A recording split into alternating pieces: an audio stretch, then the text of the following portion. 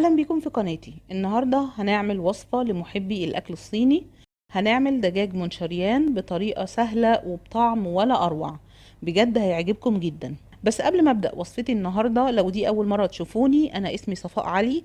اتمنى تشتركوا في قناتي بالضغط على زر الاشتراك اسفل الفيديو، وكمان تفعلوا جرس التنبيهات علشان يجيلكم اشعار بالفيديوهات الجديدة اول ما بتنزل. ويلا نشوف هنعمل وصفتنا النهارده ازاي.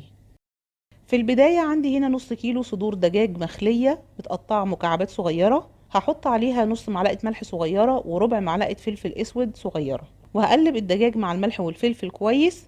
تقدروا تزودوا الملح والفلفل حسب ذوقكم، بس انا بحب ادوق في الاخر واظبط الملح، خصوصا في الوصفات الصينية علشان بيكون فيها صويا صوص، والصويا صوص بتبقى مالحة في حد ذاتها. دي معلقة نشا كبيرة هضيفها على الدجاج وهقلبها مع الدجاج كويس. بعد كده هضيف بيضة هضربها الأول وبعدين هقلبها على الفراخ، وبإيدي أقلب كويس جدا علشان أتأكد إنها غلفت كل قطع الفراخ. كده خلاص أنا تبلت الفراخ، هسيبها بقى في التتبيلة البسيطة دي حوالي 10 دقايق. وهحضر الصوص اللي هستخدمه في الوصفة عقبال ما الفراخ تتبل.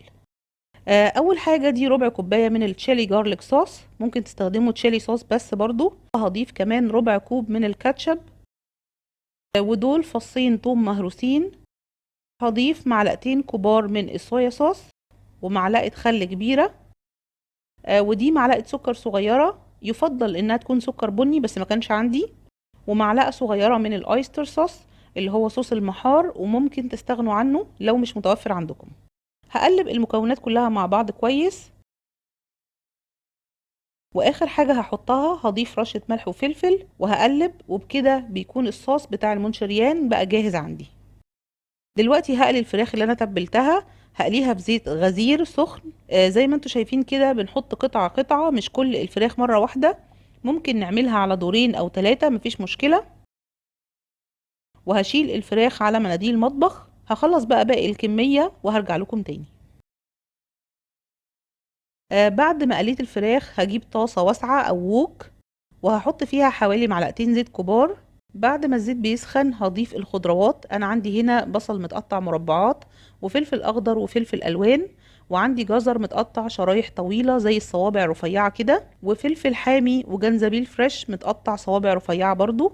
كمية الخضار طبعا حسب ما تحبوا. انا مستخدمة نص حبة من كل نوع خضار. هقلب الخضار على النار شوية. يفضل في الاكل الصيني يكون الخضار مش مستوي على الاخر، يكون لسه فيه قرشة كده بسيطة. يعني يا دوب بنقلبه دقيقة او دقيقتين بالكتير. كده تمام. هبتدي اضيف الصوص اللي احنا عملناه مع بعض، وهقلبه مع الخضار حوالي دقيقة. طبعا لو كترتوا الخضار والفراخ هتضاعفوا كمية الصوص بالتبعية. ده خليط من النشا والمية، عبارة عن ربع كوباية مية عليها نص معلقة نشا كبيرة، ومتقلبين مع بعض كويس. هضيفه على خليط الخضار والصوص وهقلب يا دوب ثواني، وبعد كده هضيف الفراخ.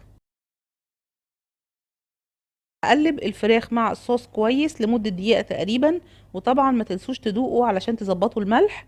وبكده الوصفة بتاعتي بقت جاهزة للتقديم.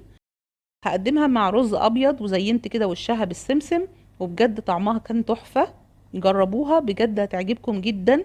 وبكده انتهت وصفتي النهاردة، اتمنى انها تعجبكم وتجربوها. ما تنسوش تعملوا لايك وشير وتعليق اسفل الفيديو. الى اللقاء في وصفات جديدة، دمتم في حفظ الله.